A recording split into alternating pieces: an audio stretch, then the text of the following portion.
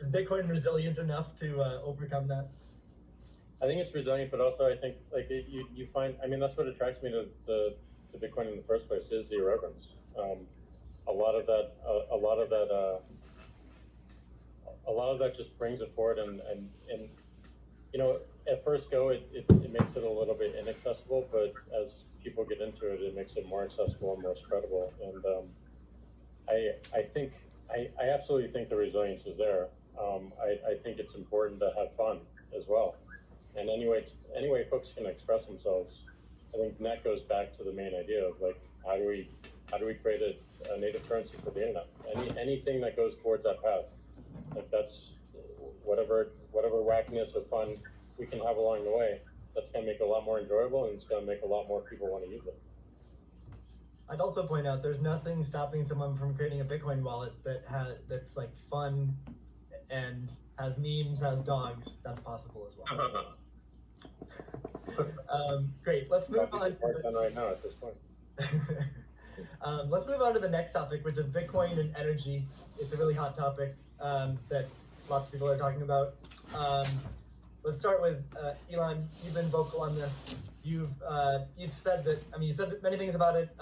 You've also said that Tesla will resume payments in Bitcoin payments if the renewable energy is approximately 50% and sort of looks like it's on a positive future trend. What do you think the state of things are with respect to that? Yeah, so I do think that there appears to be a positive trend in the energy usage of Bitcoin. Actually, part of this is due to the drop in Bitcoin price.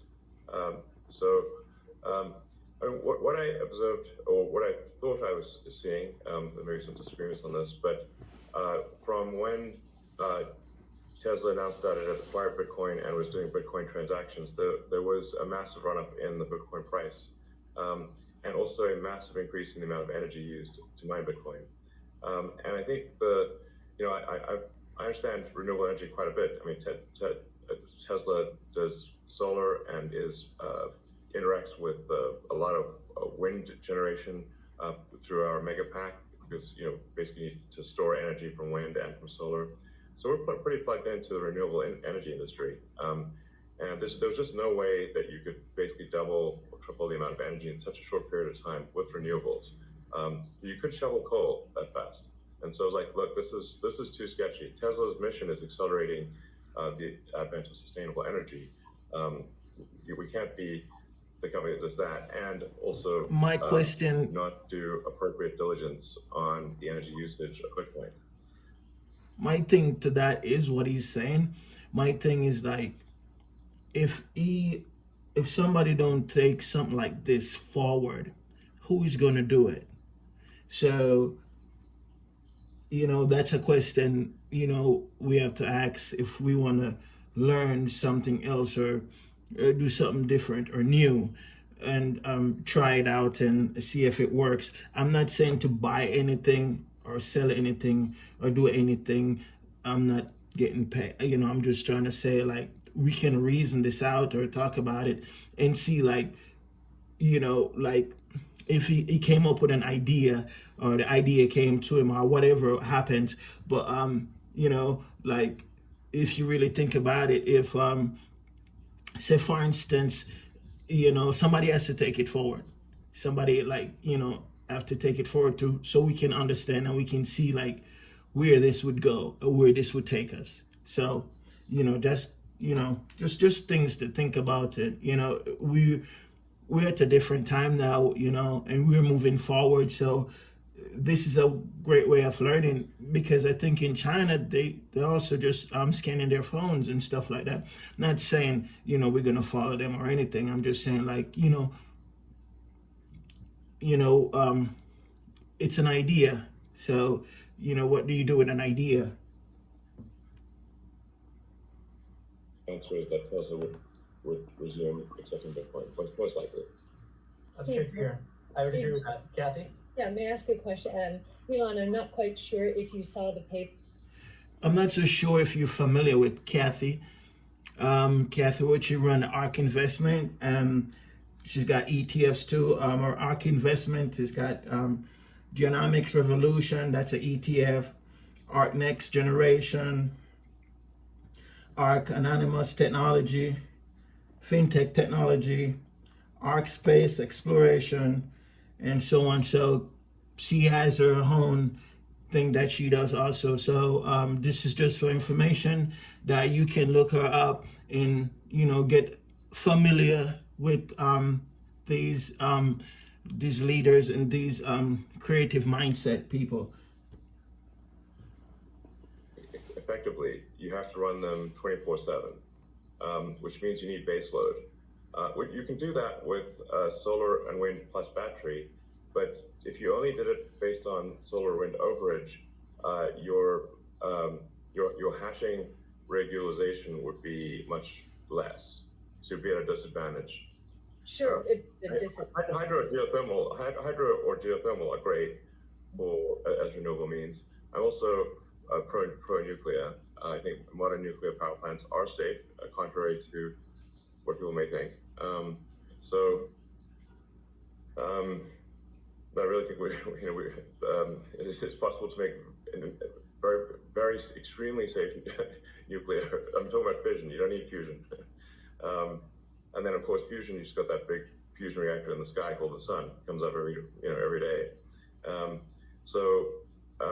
But I think a combination of solar and wind plus stationary storage will get you that base load so you can run hashing 24/7.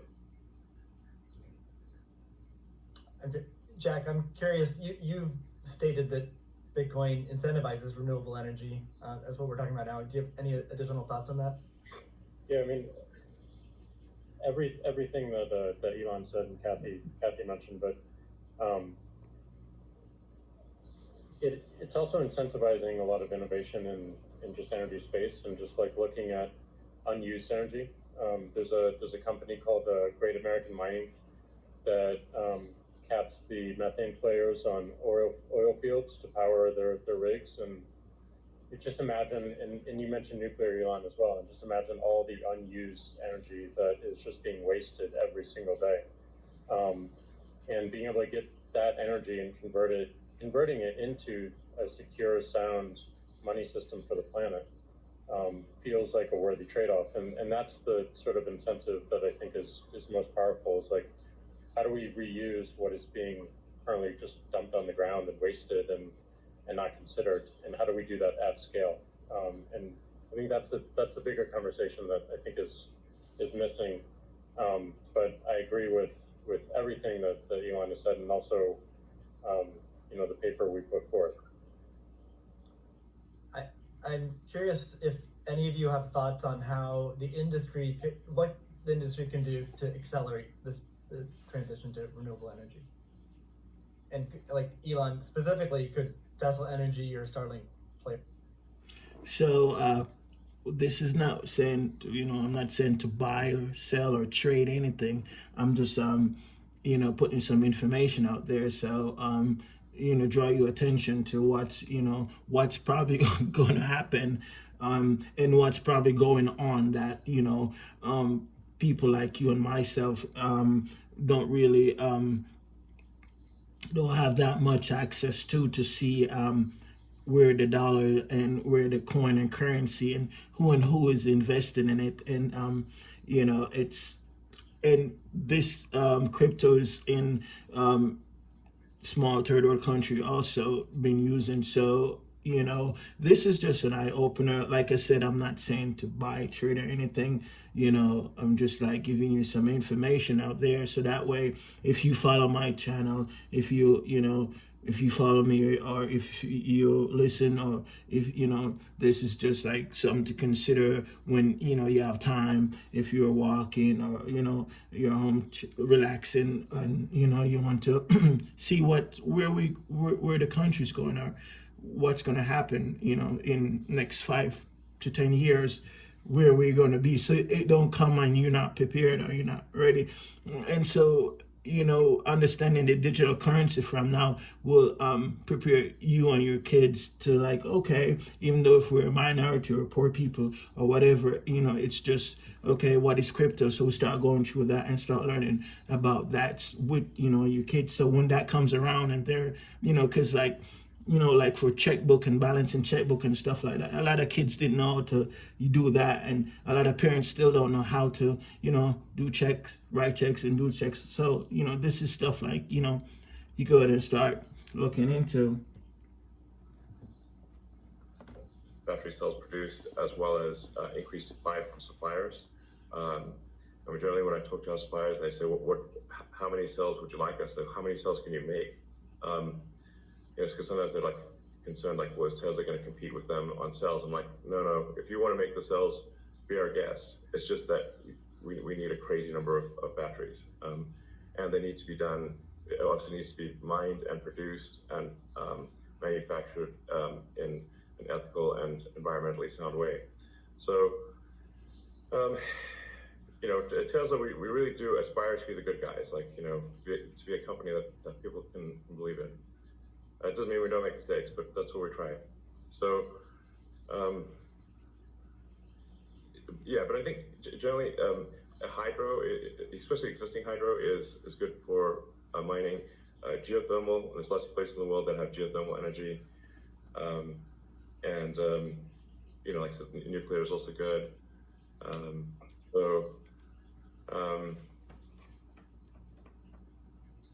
I think just I'm like as I said earlier, the expectation is not like that the energy production must be pure as the driven snow, but it must it can't be using it also cannot be using the world's dirtiest coal, which was for a moment there. Because coming, we're gonna be using bioenergy pretty soon, geothermal, hydrogen, marine energy, solar energy, and wind energy. So, if you think about how much barrels of oil used to be shipped from possible the Middle East or Europe to supply here in America to supply us with, our daily, entertainment and travel and stuff like that, and all the economical, things that we do use with energy. Once wind and solar energy comes in, and right now they're doing investments in it and offshore with wind, and you have some companies that are making the wind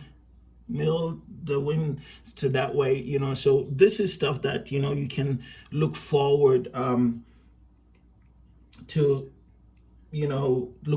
be coming soon, such as the again, energy from wind and solar system. And so as we go forward as a nation in this direction, we'll be transforming into a different way of learning and thinking, because now we're gonna have to think about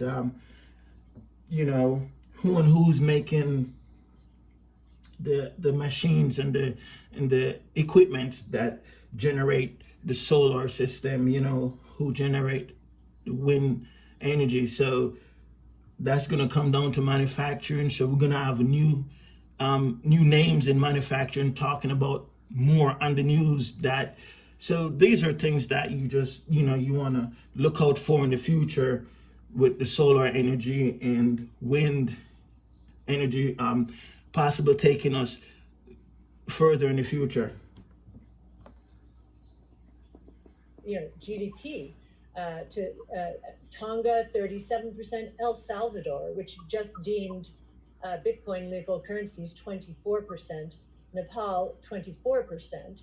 And I think the remittance industry globally, and roughly 700 billion.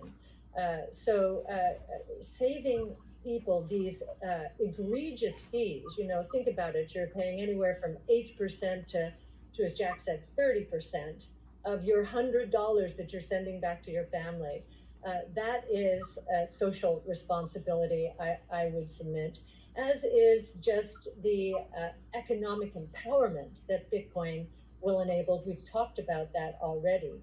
And I know that Alex Gladstein is going to be talking later about the 4.3 billion people in the world who are hostage to authoritarian regimes, or the 1.3 billion who are living in double-digit and triple-digit inflation, if not more.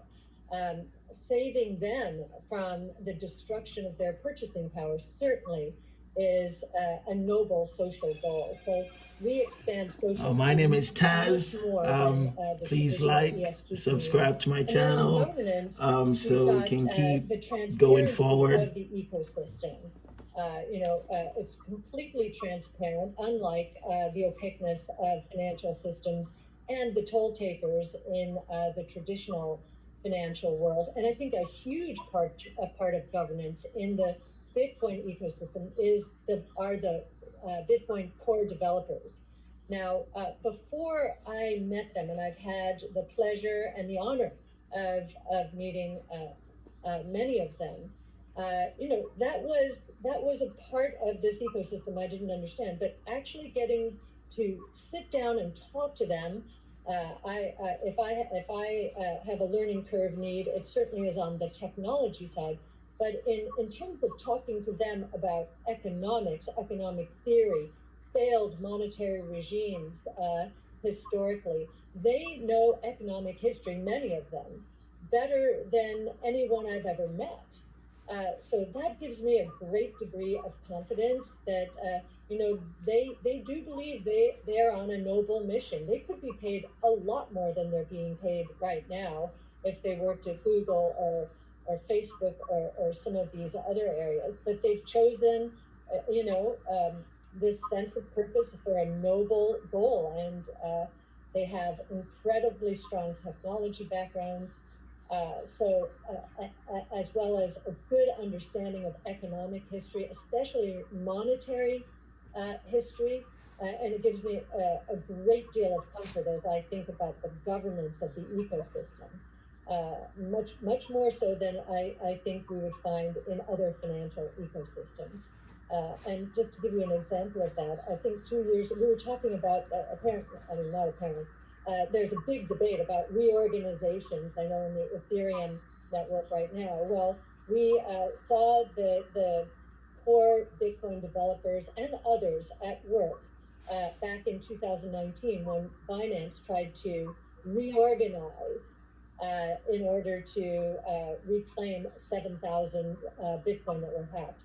And they just wouldn't allow it. So we've already had some very good tests of the Bitcoin ecosystem, including developers. So that would be my answer. Thank you. And it's a great. So remember, just take this as information and start, looking into where we're going and where the country and where this currency is going.